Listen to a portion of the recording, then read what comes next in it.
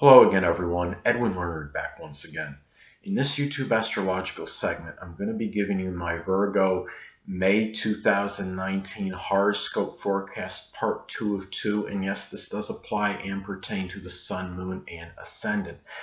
Anyway, people, well, first thing up is as far as May goes, Venus will be in Taurus from the 15th until the 31st. So the ninth house is what will be emphasized and highlighted.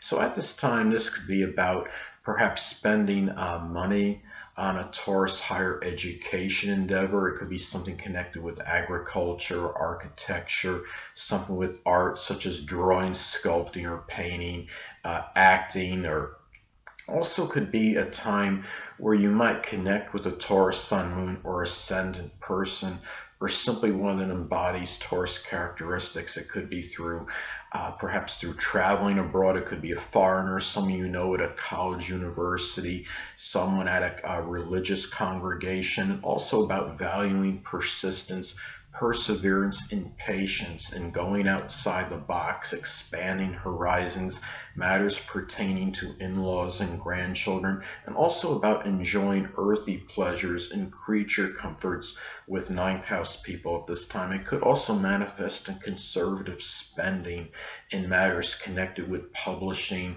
or anything with religion or your higher education, and the enjoyment of steady, stable global communications at this time, and also perhaps about putting money into something Taurus related that's connected with publishing. It could be something connected with something monetary, values, cultivation, gardening, peace, stability.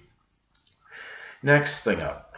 Well, as far as May goes, Mars will be in Gemini from the 1st until the 16th. So the 10th house is what will be emphasized and highlighted. At this time, this might manifest in rather contentious and acrimonious situations, perhaps with authority figures, the dominant parent, which is often the father. People prominent in your career. You might be becoming angry, perhaps at gossiping that might be tied into your reputation and public image. This could also be about contentious situations with 10th house people that have a lot of harsh witticisms involved, and also about perhaps confrontations, perhaps with salespeople that might be business, that are in business, of course, business related people, such as fast talking salesmen, and also becoming angry, perhaps at a superficial, vacillating, perhaps mercurial, gossiping, dominant parent, authority figure, someone prominent in your career. And if you're unattached at this time, Virgo, this might manifest perhaps in having a sexual liaison with the Gemini, Sun, Moon, or Ascendant, or one that embodies Gemini-like characteristics that could factor in strongly in your public image, your reputation, your success, maybe attaining a position of authority. But when you're talking about Gemini energy, it's important to be very careful, because Gemini energy could be about scattering energy and dissipating the self through a lack of an integrated purpose, and you might be spreading yourself too thin in career related matters at this time. And I mean, it could really just be about doing something, putting a lot of energy into various 10th house matters at this time as well. And really, it might be, and again, this could be very exhausting. It could be spreading yourself too thin. So just be careful at this time. So anyway, well, the next thing up is, as far as May goes, Mars will be in Cancer from the 16th until the 31st. So the 11th house is what will be emphasized and highlighted. At this time, the situation, perhaps with friends, acquaintances, might be more contentious and acrimonious than usual.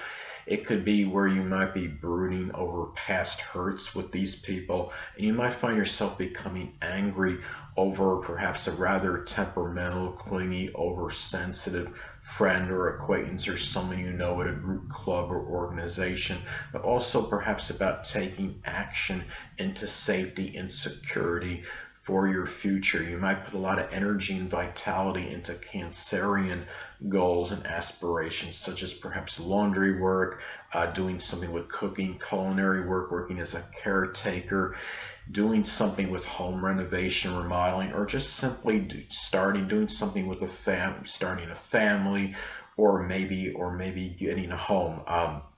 your own house perhaps. Now also too, it might be a time where you might be really very confrontational and combative over with Cancerian friends. They could be Cancer, Sun, Moon, or Ascendant people, or simply ones that embody Cancerian characteristics. Could also be manifest perhaps in putting a lot of tenacious energy into your future at this time, in your goals, your aspirations, and also perhaps taking action, perhaps in rescuing your friends, your acquaintances in some way, shape, or form. And if you're unattached at this time, Virgo, you might, it could be the start of a sexual liaison or interlude with a Cancer, Sun, Moon, or Ascendant person, or one that embodies Cancerian characteristics. It could be at some group, club, or organization, someone you meet through social networking, or maybe even a friend where it evolves into something a little bit stronger.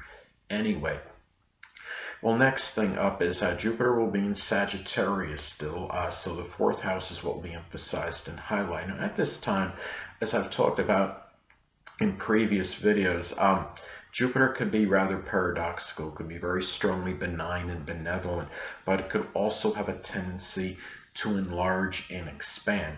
Now, in a lot of cases, this might actually enlarge and expand foolhardy, reckless, over-optimistic, even tactless behavior from a home or family member, someone you're close to home with, or maybe even in your dealings with these people. Now, on the positive side, though, it could be very fortuitous for the expansion of a home. It could also be such as adding a partition, or also increasing jocularity and joviality, perhaps with people you're close to home with, the less dominant parent, which is often the mother, home and family members. But it could also be very auspicious for humor and goodwill at that latter part of life, if you're in that latter part of life right now. And also too, another thing about this could also manifest in hope and optimism through religion and philosophy in the home. And anyway, this could also expand, perhaps maybe doing things of the outdoors with family members at this time and people you're close to home with. So anyway, people, well, next thing up is Saturn will still be in Capricorn, so the fifth house is what will be emphasized and highlighted. Hold on a moment, people.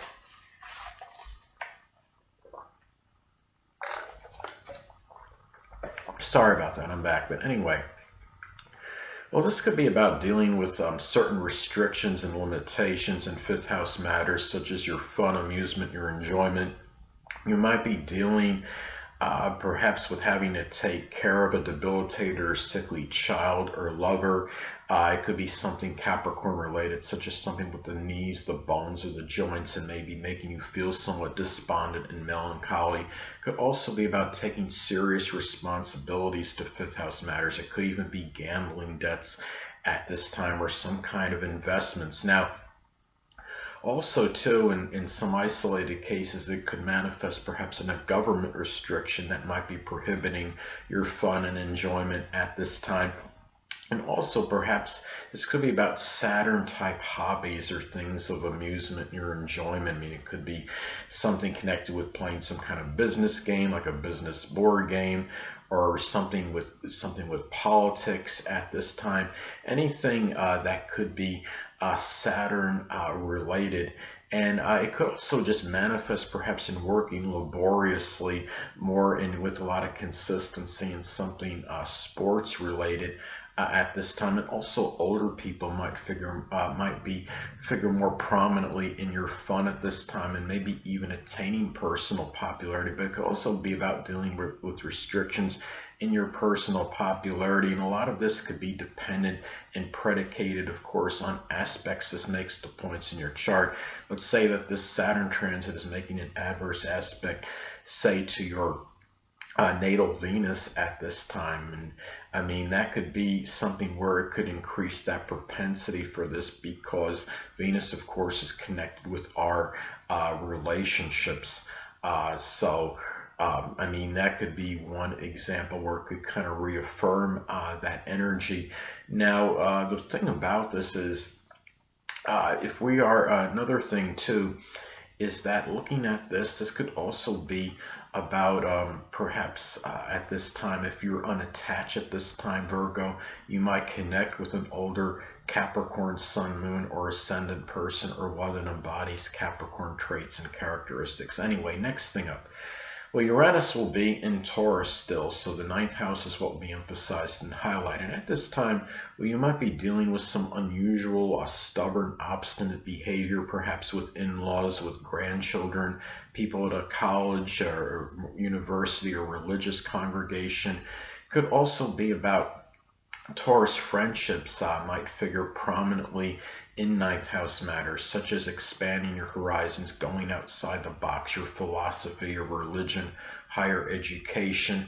And it could be Taurus, sun, moon, or ascendant people, or simply ones that embody Taurus characteristics. Could also be about using the computer and internet, perhaps for steady and persistent publishing. It could be a lot of online publishing you might be doing at this time. And also it might manifest in taking an unanticipated long-distance journey at this time as well. And also perhaps about a Uranus higher education course you might be interested in taking at this time. It could be something with astronomy, aerospace, even rocket science, something with computers or electronics, and also maybe using ingenuity to expand one's horizons at this time. But at the same time, this could be about dealing with financial fluctuations that might impact ninth house matters. It could be maybe doing things with in-laws, with grandchildren, or maybe perhaps your higher education, and even matters with publishing at this time. So anyway, well, next thing up is Neptune will be in Pisces still, so the seventh house is what will be emphasized and highlighted. Now, at this time, well, one way this may manifest, I have this placement natally, so, this could be about the dissipation and dissolving of perhaps relationships at this time, partnership situations. It also could be a lot of difficulty in deciphering the character composition of others. Even open adversaries may be somewhat unclear and nebulous, and might even be difficulty in seeing them at this time as well. And it could also be about a lot of self-sacrificing for others in general, and maybe not getting an overabundance of things in return.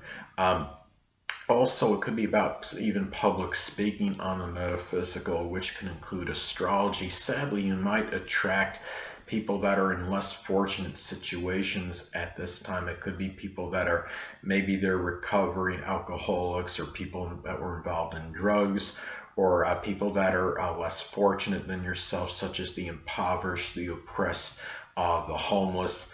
You might find also at this time in a positive end, this could be about the dissipation and dissolving perhaps of legal situations, or maybe even open adversaries at this time. You might find yourself involved in Neptune type competitions at this time. It could be something with poetry, dancing, even something with the metaphysical, which could include astrology, something with spirituality or photography at this time. Anything that could be Neptune related at this time, but also guard against maybe connecting with people that are false prophets or mediums at this time, because you could be attracting those people in your life. Given this is the house of relationships, and you're talking about Neptune and Pisces energy at this time. So anyway, well, last but not least, Pluto will still be in Capricorn, so the fifth house is what will be emphasized and highlighted. Now, at this time, in some cases, this could be about, I know a lot of you don't want me to say the dreaded D word, but I'm going to anyway. It could be about the actual literal death of a child or a lover at this time.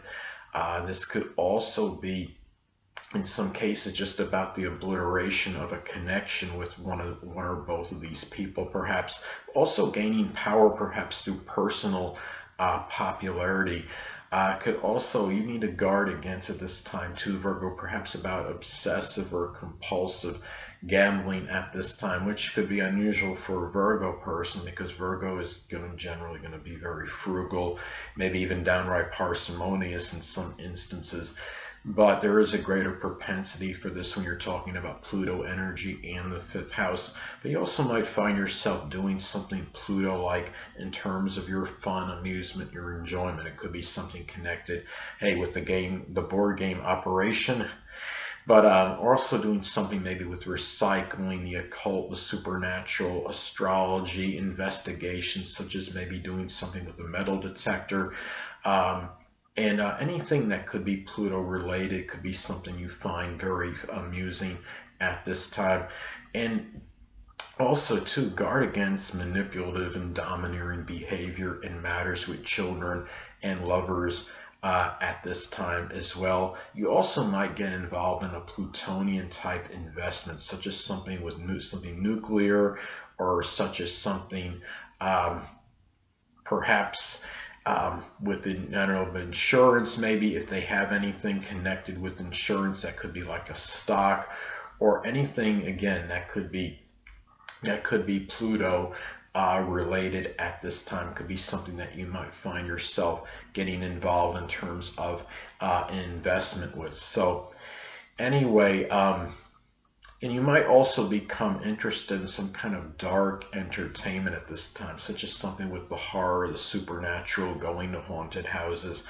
So anyway, people, that'll conclude this YouTube astrological segment for my Virgo May 2019 horoscope forecast, part 2 of 2. Stay tuned next time where I'll be giving you my Libra May 2019 horoscope forecast, part 1 of 2. Two things I want to get with you on before I head out. Firstly, the stars may impel but do not compel. And secondly, never isolate any single astrological element, aspect, planetary placement, position, configuration, influence, or what have you, and make an analysis of a person, astrologically speaking, based on this alone, because astrologically speaking, the person is the sum of all their components in their natal chart, and not just one. Until next time, people, stay well.